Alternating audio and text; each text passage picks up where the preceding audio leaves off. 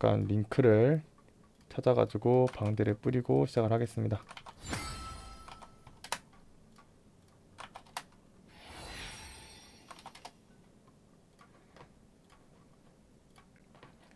네, 빠르게 프리뷰를 진행해 보겠습니다. 프리뷰. 오늘은 크래프트 서울 대 마이구미, 마이구미 대 크래프트 서울의 이번 시즌 혼합 때 마지막 경기가 진행될 예정입니다. 이제 강약약강을 즐기는 이상록 팀장, 그리고 강약약강 최강의 상대를 만난 이한슬 선수라고 이제 제목을 지어봤습니다. 이제 이상록 팀장은 이제 워낙에 또 인간 말종 쓰레기라서 이상록 팀장의 양악을 굉장히 잘하는 선수이기 때문에 어떤 능력을 또 보여줄지가 관건일 것 같고요. 이번 대회에서 어찌 보면 가장 상대가 공격적인 상대일 텐데 이한슬 선수가 얼마나 버틸 수 있을지, 나름 탑라이너도 다이아라고 자부할 수 있는 정지엽 해설의 코멘트부터 들어보겠습니다. 말씀하시죠. 사실 이번 게임을 지면은 이승록 선수가 범인이라고 해도 무방할 정도의 라인업이거든요. 탑 실력 차이가 이렇게까지 나면은 무슨 챔프를 해도 이게 라인전이 너무 쉽습니다. 나사스 같은 거라도 완기를 할 수 있고, 뭐 다리우스 같은 칼챔을 해도 완기를 할 수 있고, 이건 정말 거의 오마카세 수준이죠. 과연 오마카세를 맛있게 먹을 수 있을지 또 중요할 것 같네요. 네, 지금 둘 다 이제 디코 라이브 한번 봐주시면 될 것 같습니다. 그럼 호응 해설은 탑라인에 대한 그 생각을 말씀해 주시죠. 어떻게 될 것 같나요? 이상록 선수는 원래 이제 할 때는 한타에 집중하는 픽을 자주 했는데, 근데 이제 방금 말씀하신 것처럼 이한슬 선수랑 할 때는 뭐 아무거나 해도 되는데, 이제 사이드 강한 픽을 해서 완전히 사이드를 말릴 건지, 아니면 어차피 나는 라인전 이기니까 한타를 강한 거 할지, 그래서 무슨 픽을 할지 집중되고요. 저번 경기에 사이드 운영으로 졌는데, 이번에는 만회를 할 수 있을지가 관건입니다.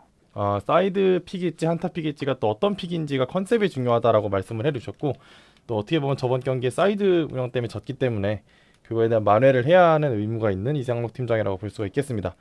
네, 사실 이상록 네. 선수의 스타일은 라인전 우위를 바탕으로 사이드에서 이제 운영을 하는 게 장점인 선수입니다. 그래서 아마 본인의 장점을 잘 안다면은 그런 운영을 하지 않을까 그렇죠. 그래서 싶습니다. 사이드를 잘 할 수 있는 캐릭터를 잘 골라야 될 것 같습니다. 다음은 이제 정글. 이제 크래프트 서울에 올라가기 위해서는 결국 2대 0을 해야 되거든요. 2대 0을 하기 위해서는 누군가 캐리를 해야 되는데 바랑이 선수가 이제 그 역할을 많이 담당해야 됩니다. 그리고 오늘은 안전하게라고 적어봤습니다. 마찬가지로 바랑이 선수는 계속해서 캐리를 보여줘야 되는 역할을 하고요. 그리고 저번 경기 이제 중위조화 팀과의 경기에서 3경기 때 김현승 팀장의 볼리비아가 이제 굉장히 안 좋은 모습을 많이 보여서 어떻게 보면 3경기 패배의 주역이다라고 지금 모든 대회 참가자 및 대회를 관전하시는 분들이 말을 해주었습니다. 하지만 이제 김현승 선수가 팀장인 만큼 오늘은 팀장의 명예를 회복하고 유종의 미를 거둬야 되는 이제 의무가 있는 만큼 안정성 있는 모습을 보여줄 수 있을지가 관건. 이제 정재엽 해설부터 코멘트를 들어보도록 하겠습니다. 사실 김현승 선수를 제가 그렇게 고평가는 하지 않습니다. 그 이유가 김승 선수는 혼자서 뭘 할 수 있는 스타일이 아니에요. 그러니까 밥상을 차리기 위해서 상을 펼치는 역할을 하는 선수입니다. 근데 이제 그쪽 팀에 이제 상을 차려주려고 할 때 같이 차려줄 수 있는 사람이 있는가, 아니면 상을 차려줬을 때 떠먹어줄 수 있는 사람이 있는가, 이런 게 좀 중요한데 아무래도 좀 타이상이 힘들지 않을까라는 생각을 합니다. 반대로 이제 바랑이 선수 같은 경우는 혼자서도 뭐 어느 정도 상도 차리고 떠먹을 수도 있고, 너네가 못 먹으면 내가 밥을 먹겠다 이렇게 할 수도 있는 선수이기 때문에 아무래도 정글 같은 경우는 바랑이 쪽이 좀 더 훨씬 유리하지 않을까라는 의견을 조심스럽게 내보겠습니다. 네, 정재엽 해설께서는 이제 바랑이 선수의 어느 정도 팔방미인성, 뭐 상도 차리고 상도 먹을 수 있고 뭐 다른 사람에게 떠먹여 줄 수 있는 좋은 능력치를 평가해 주셨고요. 반대로 김현승 팀장은 이제 상을 차려주면 잘 떠먹는 스타일이긴 한데 혼자서 상을 차리는 역할은 하지만 이제 약간 북치고 장구치고까지는 못한다라고 말씀을 해주셨습니다. 그래서 사실 어떻게 보면 김현승 팀장의 이제 보조 역할을, 그리고 혹은 이제 옆에서 주도권을 잡게 도와줄 수 있는 최가영반 선수의 미드 라인의 역할도 되게 중요할 것으로 보이네요. 정확합니다. 네, 호응이 해설은 정글 라인에 대해 어떻게 생각하시는지 들어보도록 하겠습니다.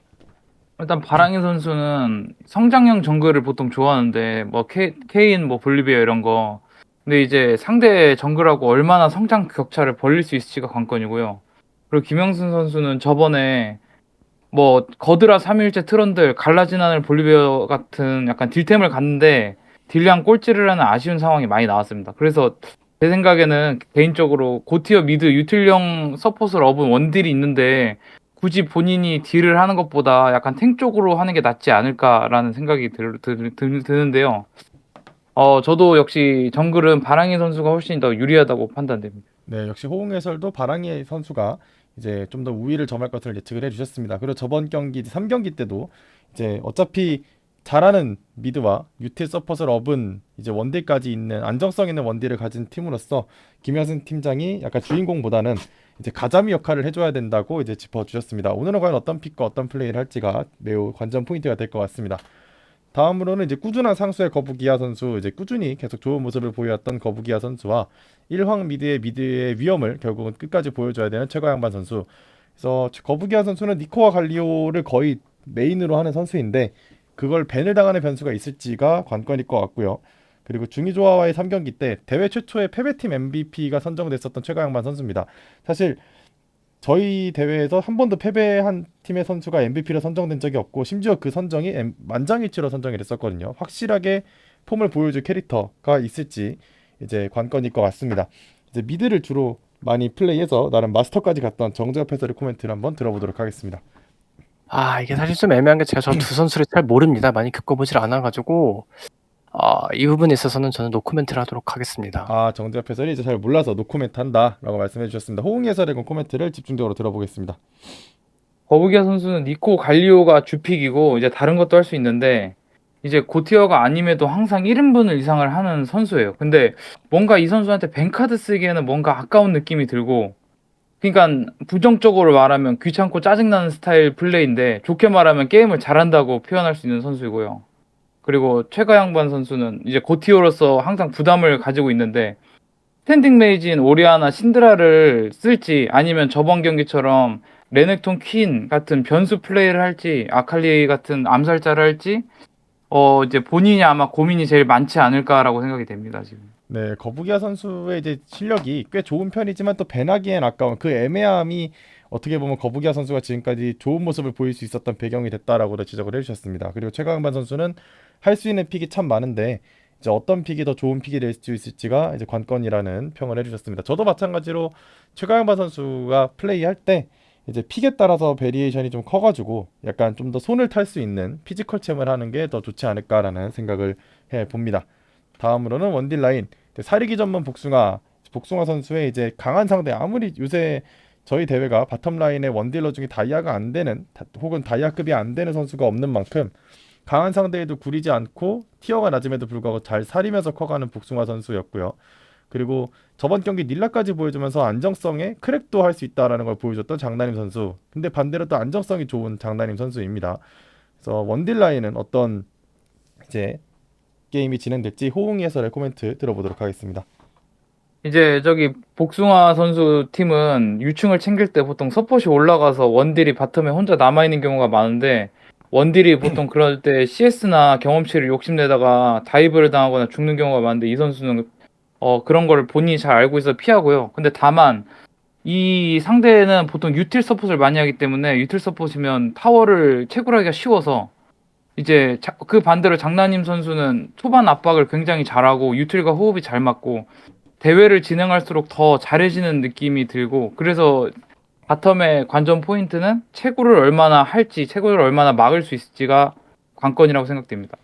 이제 역시나 복숭아 선수의 크랩스 서울은 이제 서포터를 올려서 유충 싸움을 하니까 그때 채굴을 얼마나 잘 견제할 수 있느냐가 관건이라고 코멘트를 주셨습니다. 정재엽 해설은 어떻게 생각하시나요? 아무래도 이런 대회에서는 사실은 못하는 사람이 살리는 게 제일 최선의 플레이입니다.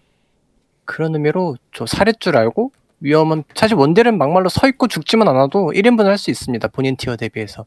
그렇기 때문에 복숭아 선수가 얼만큼 잘 살리면서 기회가 왔을 때 그 한 번의 기회를 잘 캐치하느냐 그게 좀 관건이 되지 않을까 싶습니다. 네, 원딜 라인에 대해서 이제 살아서 서 있기만 해도 본인 티어 값을 할 수 있다라는 어찌 보면 되게 합리적인 말을 해주셨습니다.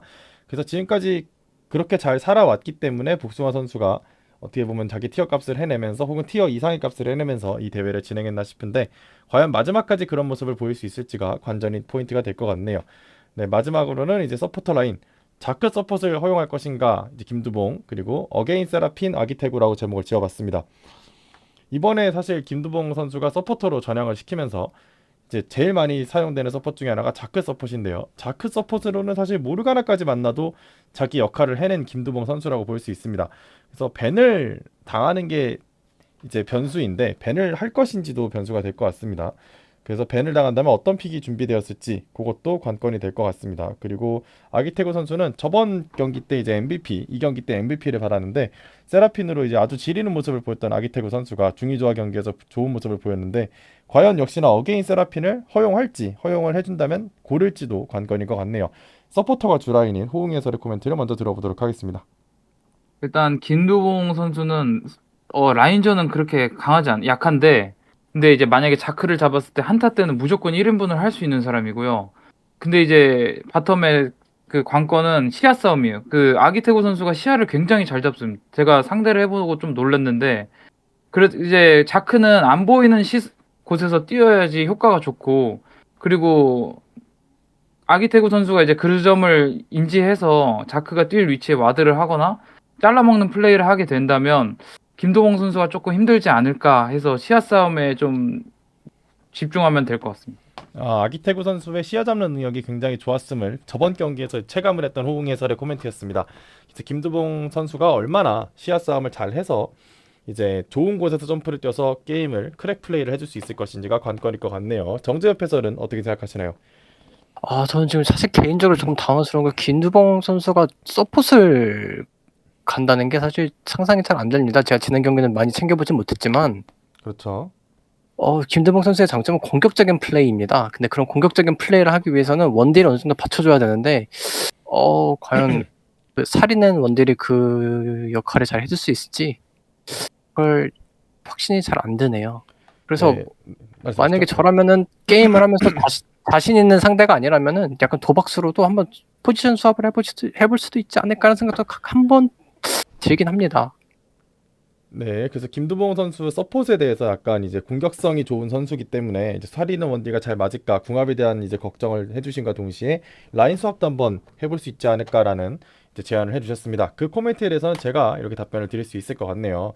이제 저희가 마지막 경기가 남았는데 이 경기에서 크랩 서울은 반드시 2대 0으로 승리를 해야 됩니다. 2대 0으로 승리를 하게 되면 지금 호응 해설의 중위조화 팀과 공동 승점을 기록하게 됩니다. 7점이 되죠. 근데 어지간해서는 2대 0으로 승리했다면 킬득실이 플러스겠죠. 그러면 32대 16에 32에 플러스 알파가 더해지면서 2위로 플레이오프가 진출이 가능합니다. 하지만 만약에 한 점이라도 한 세트라도 주게 될 경우에 승점이 6점, 우승 후보랑 동률이 되게 되는데 우승 후보가 이제 크랩 서울을 예전에 2대 1로 꺾은 이력이 있었기 때문에 승자승 원칙으로 인해 플레이오프 탈락이 됩니다. 역시나 당연히 패배하면 짤없이 탈락이겠죠.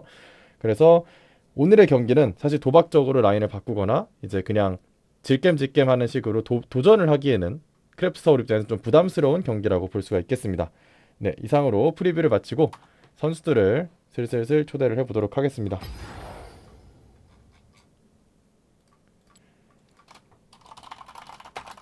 어디지? 아이고. 그 김두봉 선수가 정재엽 해설 그 예전에는 이제 되게 그런 서포터를 1회 대회 때는 잘 못했던 선수였는데 요새 되게 많이 늘었고 그리고 되게 좋은 모습을 많이 의외로 보여줬다는 게 되게 충격적이긴 합니다. 그럼에도 불구하고 저는 사실 김현승 선수가 서포터 성향이 굉장히 강하다고 생각을 하거든요. 사실 팀 플레이를 굉장히 잘하는 선수입니다. 이제 본인은 약간 희생하면서 팀을 살리는 그런 역할을 굉장히 잘하는 선수인데 김현승 선수가 이제 그런 걸 하기 위해서는 서폿을 굉장히 잘 어울린다고 생각을 하고 있었고 김두봉 선수 같은 경우도 이제 곧 정글에 가서 잘 풀리면 굉장히 고점이 높은 선수입니다. 이 김두봉 선수의 장점은 고점이 높다는 겁니다.